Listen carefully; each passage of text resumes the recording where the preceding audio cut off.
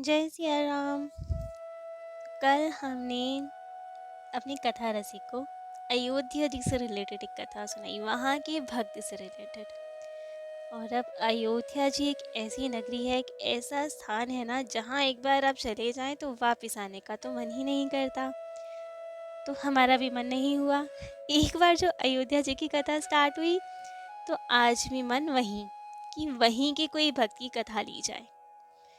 परंतु विडंबना ये है कि ये हम नहीं कह सकते कि आज की जो कथा है वो अयोध्या जी के भक्त की कथा है या अयोध्या जी के भगवान की कथा है। किसकी मानी जाए ये कथा? आज के मुख्य श्रोता हम क्या कहें, कथा रसिक श्री सीताराम जी को सुना रहे हैं या उनके भक्तों को आज कथा सुनाई जा रही है? क्योंकि ठाकुर जी की कथा तो उनके भक्तों को पसंद है, भक्तों की कथा ठाकुर जी को पसंद है। तो अब ये कैसे डिसाइड हो कि ये जो कथा है ये भक्त की सुना रहे हैं कि भगवान की सुना रहे हैं? तो ये कथा सुनकर आप लोग डिसाइड कीजिए कि आज की कथा के मुख्य श्रोता कौन है, श्री सीताराम जी है या उनके भक्त हैं। परंतु ये बात निश्चित है कि कथा अलौकिक है। बहुत बहुत बहुत ही सुंदर कथा है आज की। भक्तमाल से नहीं ली गई है क्योंकि बहुत थोड़े समय पूर्व की ही ये घटना है। भक्तमाल तो बहुत समय पहले लिखी गई, ये केवल 50 वर्ष पूर्व की घटना है। अभी हाल ही की इस कलयुग की घटना, तब की कथा है ये। तो ये कथा है श्री तपसी बाबा जी की, जिनका नाम था रामदास जी तपस्वी। बहुत तपस्या की तो इसलिए नाम ही पड़ गया तपसी बाबा। रामदास जी के नाम से नहीं जाना जाता उन्हें, अब श्री तपसी बाबा जी के नाम से ही जाना जाता। अयोध्या जी में बड़ी छावनी और छोटी छावनी के बीच में इनका स्थान है, जिन्हें तपसी बाबा की छावनी के नाम से जाना जाता है। तो इनका जन्म कहीं हुआ, भजन पूजन कहीं हुआ, परंतु श्री राम जी से प्रेम के वशीभूत होकर अयोध्या जी में ही आ बसे और वहीं अपना भजन साधन करने लगे। अयाचित वृत्ति से सरयू जी के तट पे खूब प्रेम भाव से रहते, बिना कुछ मांगे खूब प्रेम से भजन करते। परंतु अब अयोध्या जी के हर संतों की, हर भक्त की जिम्मेदारी तो वहाँ के राजा हमारे प्यारे श्री हनुमान जी महाराज की है। तो वे कैसे किसी को भूखा रहने दे? तो उन्होंने हनुमानगढ़ी के पुजारी जी को, महंत जी को स्वप्न में आदेश दिया और तपसी बाबा जी के बारे में बताया कि जाकर उन्हें भोजन प्रसादी दो। और हनुमानगढ़ी से हनुमान जी का प्रसाद आया बाबा के लिए। तो अब वहीं रहने लगे, वहीं पे उनकी छावनी भी बन गई, खूब संतों का निवास भी हो गया और खूब प्रेम से संत वहाँ रहने लगे, बाबा वहीं रहने लगे। तपसी बाबा जी की छावनी उसका नाम पड़ा, जो आज भी वहाँ है। अब तपसी बाबा खूब भजन पूजन करते, खूब प्रेम भाव रखते। उनका हमारे राम जी से खूब अनोखा संबंध था। वे उन्हें अपना छोटा भाई मानते थे ही, मानना क्या है, भक्त भगवान का संबंध तो प्रत्यक्ष ही होता है, वो मानने वाला नहीं होता। संसारिक संबंध माने जाए पर ठाकुर जी से संबंध तो नित्य है। तो खूब सच्चा संबंध था उनका। राम जी को अपना छोटा भाई कहते थे और खूब प्रेम भाव से उनके दर्शन करने जाते थे और उनसे उनके हाल चाल पूछते थे। उन्हें बहुत ही प्यार से लाला बोलते थे कि लाला, कोई आपको तकलीफ तो नहीं है यहाँ पे? मैं अयोध्या जी में ही रहता हूँ, अब कभी कोई समस्या हो तो बता दिया करो मुझे। चिंता मत करो, तुम्हारा बड़ा भाई यहीं है, कोई तकलीफ नहीं होने देगा तुम्हें। तो हमेशा नित्य का नियम था, रोज अपनी छावनी से निकलते, भजन करते हुए हनुमानगढ़ी में दर्शन करते और कनक भवन जाते, वहाँ खूब प्रेम भाव से दर्शन करते, अपने प्यारे से राम जी अपने लाला को देखते और खूब प्रसन्न रहते। उनसे उनके हाल चाल पूछते कि इन्हें कोई तकलीफ नहीं होनी चाहिए। तो यही सब चल रहा था, खूब प्रेम, खूब भाव था राम जी के प्रति। तो अब जिस भाव से भक्त अपने भगवान को भजता है, जो संबंध उनसे मानता है, तो राम जी भी और ठाकुर जी उसी भाव से वो संबंध स्वीकार करते हैं और निर्वाह करते हैं। जैसे कि हमने कल की कथा में भी सुना, तो राम जी का भी तपसी बाबा के प्रति वही भाव था जो तपसी बाबा कहते थे उनसे। जिस भाव से वे रहते थे वैसे ही हमारे श्री सीताराम जी भी रहते थे।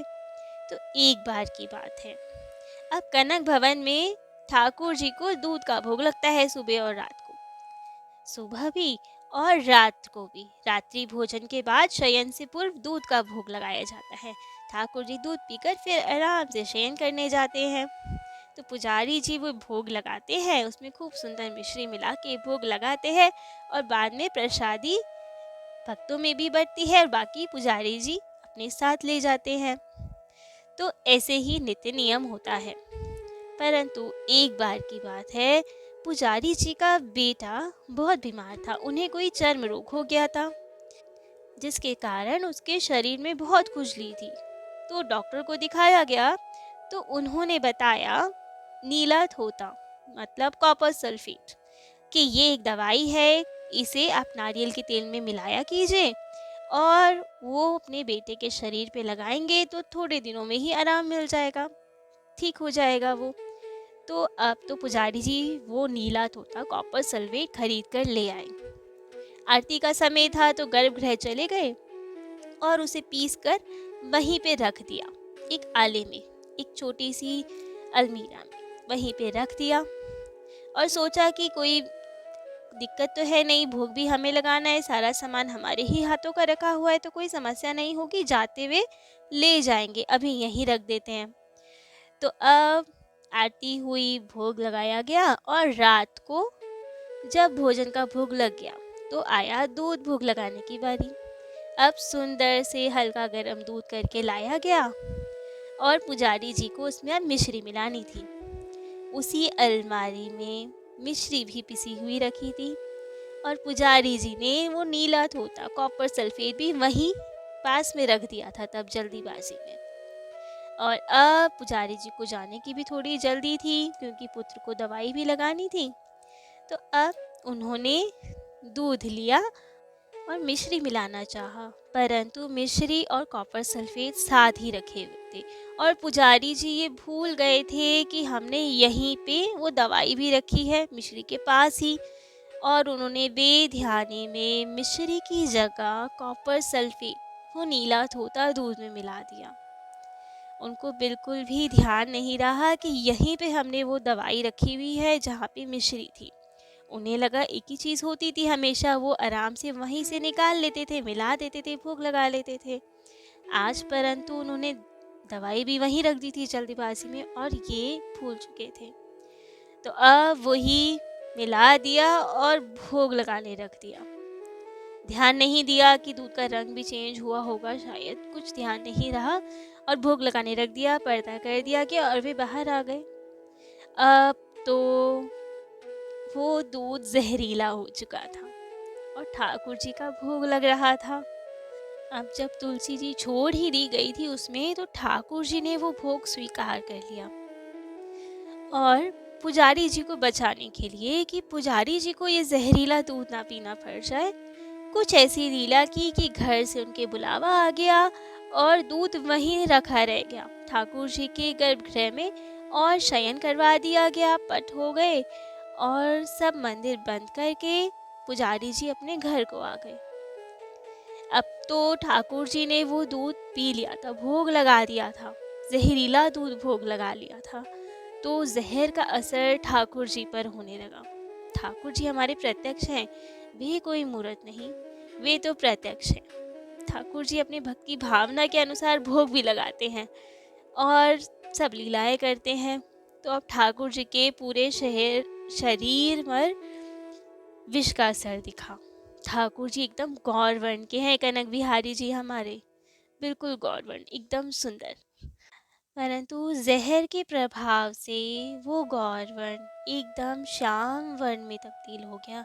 ठाकुर जी का पूरा शरीर जहर के कारण पहले नीला और फिर काला पड़ गया। परंतु अब किससे कहे, कैसे बताएं, किस में इतना भाव है जो ठाकुर जी उनको तकलीफ बताएं। एक है वहाँ अयोध्या जी में जो ठाकुर जी से बड़े हैं, अपने को बड़ा भाई कहते हैं ठाकुर जी का, और ठाकुर जी भी उन्हें बड़ा भाई ही मानते हैं। तो अब अपनी तकलीफ लेकर कोई किसके पास जाएगा, अपने बड़ों के पास ही तो जाएगा। अब तो राम जी को इतनी तकलीफ हुई उस जहर से, सीधा पहुँचे अपने भाई तपसी बाबा जी के पास में। शयन हो गया था, रात्रि हो चुकी थी। तपसी बाबा भी सो गए थे अपनी छावनी में। सारे साधु संत आराम से विश्राम कर रहे थे कीर्तन आदि करने के पश्चात। तभी तपसी बाबा को आवाज़ आई, भैया मुझे बचाओ, भैया देखो मेरे पूरे शरीर में जहर फैल रहा है, मुझे बहुत जलन हो रही है, मुझे बचाओ। तपसी बाबा की आँख खुली कि ये कौन पुकार रहा है, इतना मधुर स्वर, ये कहाँ से आवाज़ आई? भैया बोल रहा है तो भैया तो मैं कनक बिहारी जी का ही हूँ। कहाँ है कनक बिहारी जी, क्या हुआ उन्हें?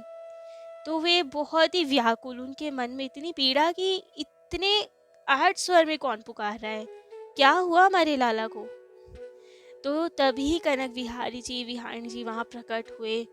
ठाकुर जी के नेत्रों में आंसू, उनका पूरा शरीर काला पड़ा हुआ, खूब जलन हो रही थी उनके शरीर में। तपसी बाबा ने देखा कि ये क्या हो गया। लाला तुम्हें क्या हो गया, तुम रो क्यों रहे हो, तुम्हारे शरीर को क्या हो गया? ठाकुर जी ने सब रोते रोते बताया कि भैया आज पुजारी जी ने मुझे जहर का भोग लगा दिया, मेरा शरीर बहुत जल रहा है, मुझे बहुत कष्ट हो रहा है, मुझे बचाओ, कोई और साधन नहीं, मुझे बचाओ, अब जल्दी आओ मेरे पास।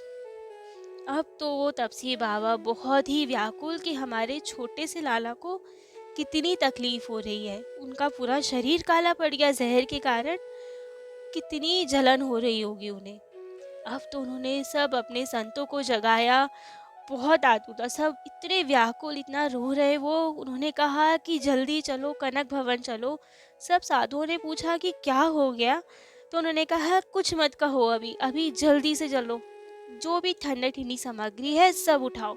एक तरफ एक दो संतों को लगाया आप ठंडाई बनाओ, किसी को लगाया गुलाब जल बनाओ, जितने मुरब्बे रखे हैं छावनी में देख कर आओ, मेहंदी लेकर आओ, जो भी ठंडी ठंडी चीज़ें हैं, केवड़े का जल है, गुलाब जल है, जो भी ठंडी वस्तु है सब घड़ों में भरो और जल्दी चलो। कनक बिहारी जी बहुत तकलीफ में है, उनका पूरा शरीर जल रहा है, बहुत जलन हो रही है उन्हें, हमारे लाला को बचाना है। अब तो ये सुन के सारे साधु प्रेम विवल, उन्हें बहुत कष्ट हुआ कि क्या कह रहे हैं, स्वप्न देखा है या क्या? उन्होंने कहा कोई स्वप्न नहीं है, मैं सत्य बोल रहा हूँ, हमारे लाला को बहुत कष्ट हो रहा है, उनको जहर हो गया, उनके पूरे शरीर में जहर फैल गया, उनका शरीर जल रहा है, जल्दी चलो। ठंडा सरयू जल भरा गया, गुलाब जल भरा गया, ठंडाई भरी गई, मुरब्बे भरे गए, बेल का जूस सब कुछ लिया गया, घड़े भर कर सब श्री सीताराम रोते हुए जा रहे हैं, राम नाम पुकारते हुए जा रहे हैं। साथ साथ और भी लोग देखते, साधु देखते कि हो क्या रहा है, इतना रोते हुए क्यों जा रहे हैं संत, कहाँ जा रहे हैं ये सारे संत?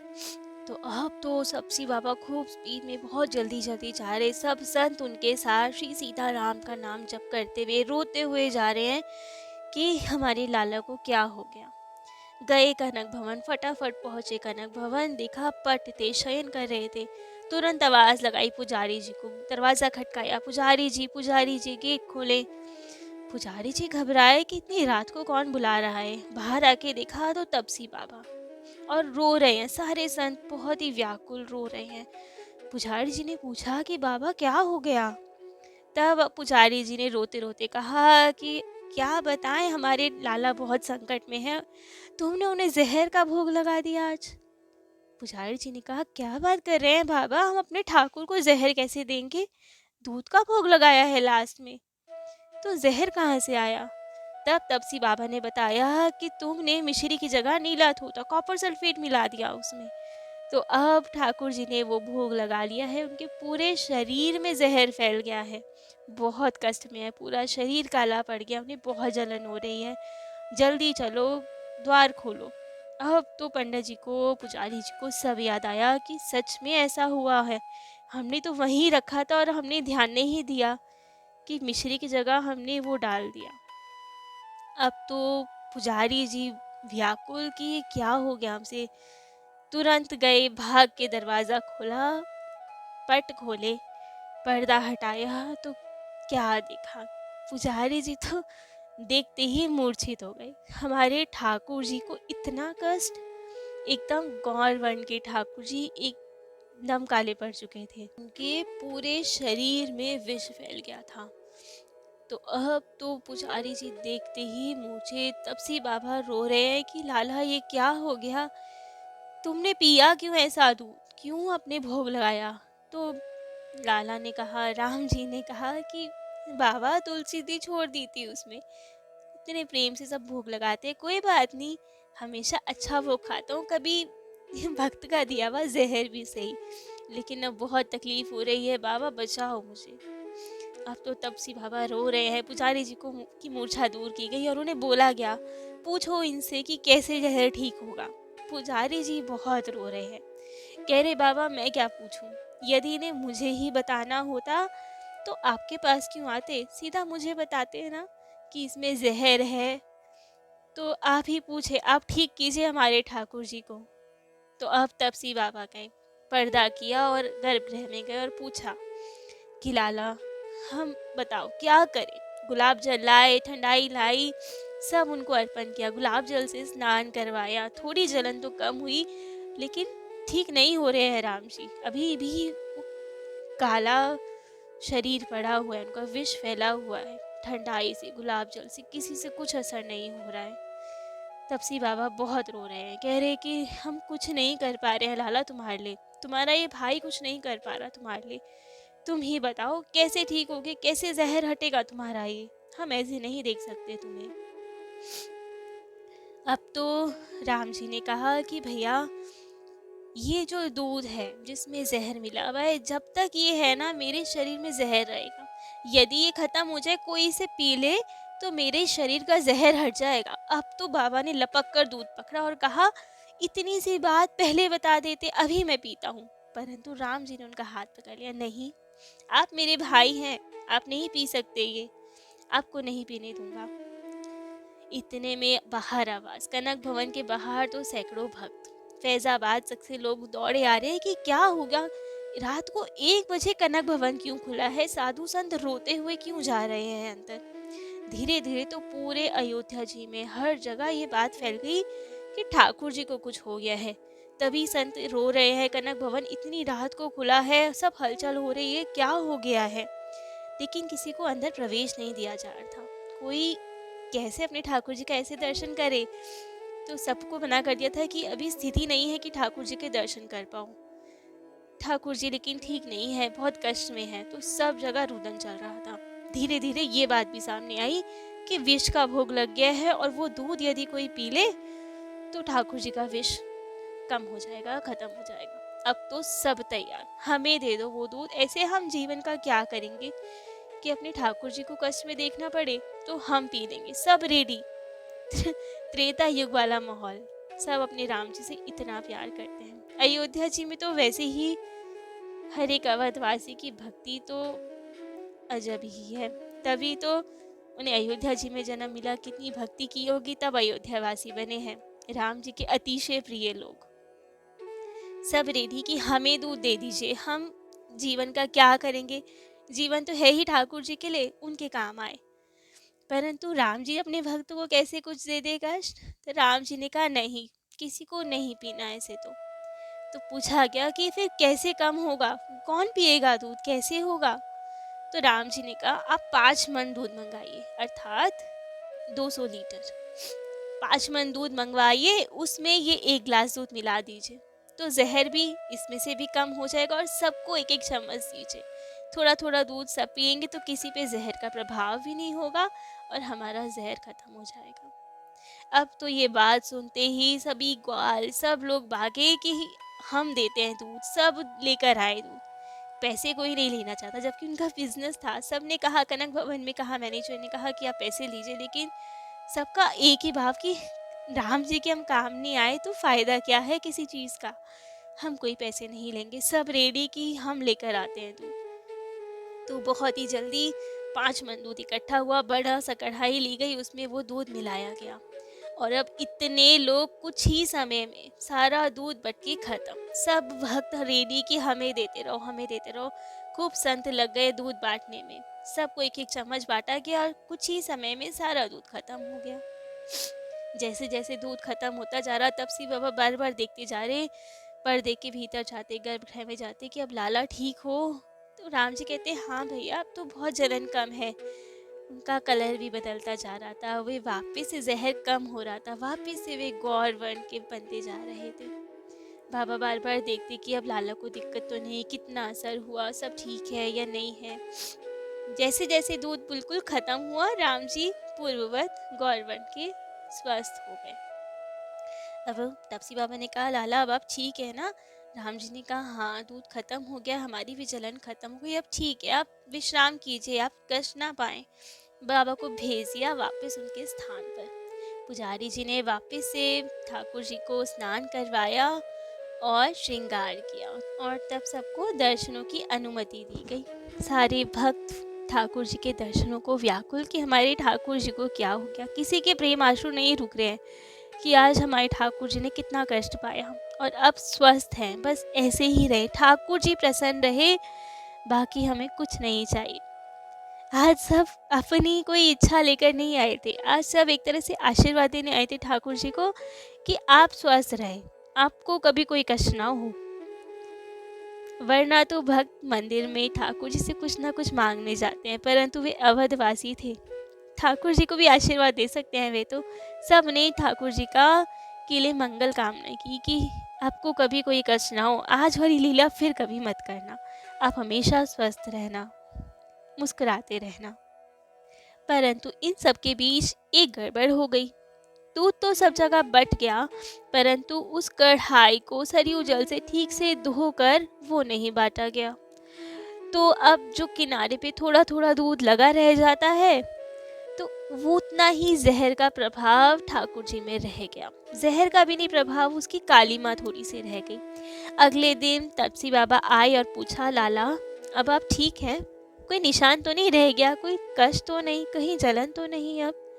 तो राम जी ने कहा, नहीं भैया अब सब ठीक है, परंतु कढ़ाई के दूध को धोकर नहीं बांटा गया, तो बस उतनी थोड़ा सी कालिक हमारी एक हथेली पे रह गई। तो ये देखो थोड़ा सा काला रह गया, बाकी सब ठीक है, और अब ये जाएगा भी नहीं कभी, क्योंकि अब तो धो मांज के रख दी कढ़ाई। तो तापसी बाबा ने कहा, कोई बात नहीं, जलन नहीं होनी चाहिए। पुजारी जी को बुलाया और कहा कि लाला के हाथ में थोड़ा सा निशान रह गया है और सुंदर नहीं दिख रहा, तो अब से इन्हें मेहंदी लगा के रखा करो, जो हाथ भी सुंदर दिखे और जलन भी ना हो। और आज तक भी संतों के श्रीमुख से सुना हुआ है कि आज तक भी ठाकुर जी के हाथों में वो लगाई जाती है मेहंदी, जिससे उन्हें जलन भी ना हो और सुंदर दिखे हाथ। तो अब ये नियम चलता रहा। तब से बाबा हर बार राम जी से पूछने आते कि आप ठीक हैं नहीं हैं, और राम जी खूब प्रेम से उनके साथ रहते, खूब लीलाएं करते, उन्हें दर्शन देते।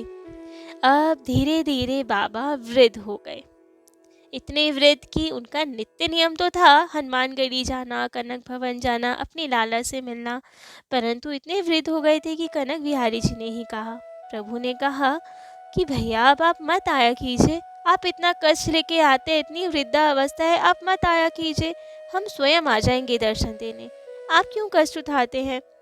परंतु बाबा ने कहा कि लाला हमसे नहीं रहा जाता तुमने देखे बिना, यहाँ पे आते हैं तो पता रहता है कि तुम सकुशल हो, तो इसलिए मेरा मन नहीं मानता तुम्हारे बिना, तो मुझे आने दो, जैसे तैसे आऊँगा मैं आ जाऊँगा। प्रभु बहुत समझाते, राम जी हर बार कहते कि भैया मत आया करो, मैं आ जाऊँगा, लेकिन उनका मन नहीं मानता, तो वे आते रहते। एक दिन अब तपसी बाबा के पास एक बहुत बड़े से शालिग्राम जी थे, जिन्हें वे स्नान पूजन किया करते थे। एक दिन उन्हें स्नान करवा रहे थे बहुत प्रेम से, आराम आराम से, क्योंकि वृद्धावस्था थी। तभी वो शालिग्राम जी बीच में से फटकर दो पार्ट में हो गए, और उनके बीच में से कनक बिहारी सरकार हमारे राम जी प्रकट हुए और तपसी बाबा को दर्शन दिए और कहा कि देखो भैया, अब तो मैं यहीं प्रकट हो गया आपके शालिग्राम जी में से, अब तो कनक भवन मत आया करो, अब यही मेरा नित्य दर्शन किया करो और आराम से प्रेम से रहो और मुझे खूब लाड लड़ाते रहो। कष्ट उठा के मेरे दर्शन को आओगे तो मुझे भी कष्ट होगा आपको देखकर। तो अब इस लीला के पश्चात तो फिर तपसी बाबा वहीं खूब प्रेम से उनके दर्शन करते। आज भी तपसी बाबा जी की छावनी है अयोध्या जी में, बड़ी छावनी और छोटी छावनी के बीच, और वहाँ ये शालिग्राम जी भी आज है जो दो पार्ट्स में है। तो ये थी आज की अद्भुत कथा ठाकुर जी की और उनके अद्भुत भक्त की, एक अलौकिक संबंध की, कि ठाकुर जी से कितना प्रेम हो सकता है, कैसे संबंध का निर्वाह करते हैं ठाकुर जी। भक्त और भगवान के प्रेम की ये अद्भुत कथा सुनिए आज। अवधवासियों की महिमा कि किस तरह अपने ठाकुर जी से इतना प्रेम करते हैं कि सिर्फ संत ही नहीं वहाँ आए थे वो जहर वाला दूध पीने, सारे गृहस्थ भी थे, सब अवधवासी थे। किसी को ये परवाह नहीं थी कि यदि हम जहर वाला दूध पी लेंगे तो हम मर जाएंगे, हमारे परिवार का क्या होगा, किसी को परवाह नहीं। सबको केवल अपने ठाकुर जी की, अपने राम जी की परवाह कि उन्हें कुछ नहीं होना चाहिए, जबकि जानते हैं राम जी तो सर्व समर्थ हैं, उन्हें क्या होगा, परंतु भाव भाव ही तो प्रधान है। उस वक्त तो ठाकुर जी ईश्वर नहीं थे, उनके अपने थे, हमारे अयोध्या जी के, और उन्हें कोई कष्ट हो, हमारे ठाकुर को कोई कष्ट हो, ये कोई कैसे सहे। तो सब अवधवासी, सब संत दौड़ पड़े कि जहर वाला दूध हम पी लेंगे, बट हमारे ठाकुर जी को कुछ नहीं होना चाहिए। तो आज के लिए बस इतना ही। उस स्थिति, उस भाव, उस संबंध का तो कोई कैसे ही विवरण कर सकता है वो वाणी का विषय नहीं है, कोई नहीं समझ सकता, कोई नहीं सुना सकता कि क्या भाव रहे होंगे उस वक्त उन अवधवासियों के, तपसी बाबा के क्या भाव रहेगी, क्या स्थिति रही होगी अपने लाला को ऐसी स्थिति में देखकर। तो बस इन सब के चरणों में, अवधवासियों के चरणों में, तपसी बाबा के चरणों में कोटि कोटि प्रणाम, उनके प्रेम पे कोटि कोटि प्रणाम। इतना प्रेम, इतना भाव अपने ठाकुर जी के प्रति, सबको खूब सारा नमन। आज के लिए इतना ही। जय जय श्री सीताराम।